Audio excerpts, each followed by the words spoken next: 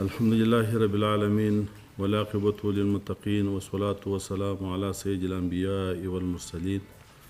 السلام عليكم ورحمة الله وبركاته.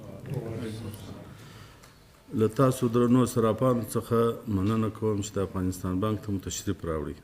د افغانستان بانک د خپلو قانوني او ملي مسؤلیتونو په چوکاټ کې په پوره تعهد سره هڅې کوي چې د هیواد اقتصادي ثبات، د افغاني ارزښت ساتنه او د بیو د ثبات لپاره اړین اقدامات ترسره کړي.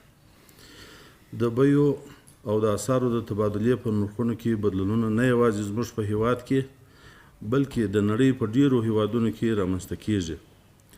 لله الحمد، افغانۍ په تیرو څو کلونو کې د سیمې د هیوادونو په کچه د غوره ثبات لرونکي پولي واحدونو په کتار کې ده، چې دا د افغانستان بانک د هلو ځلو د درنو هیوادوالو د باور او نورو اړوندو ادارو د همکاریو او ښې همغږۍ پایله وه. په دې وروستیو څو ورځو کې د افغانۍ د ارزښت په وړاندې نقصانونه رامنځته شوي چې تر ډیره حده اقتصادي اړخ نه لري. نو په دې اساس درنو هیوادوالو ته ډاډ ورکوو چې په دې اړه دې اندېښنه نه کوي او د ډاډمنتیا لپاره د افغانستان بانک لاندې اقدامات ترسره کوي. په مارکیټونو کې د اسعاري اړتیاوو د پوره کولو لپاره له مرکز سربیره په ولایتونو کې هم د لیلام پروسې له لارې د اسعارو خرڅول. په اسعاري مارکیټونو کې د اسعارو د مبادلې په واقعي توګه نرخونو د تعیین کولو او روڼتیا، اسانتیا او ښه تنظیم په موخه له صرافانو او د پولي خدمتونو شرکتونو سره په همغږي د ځانګړي بازار رامنځته کېدل.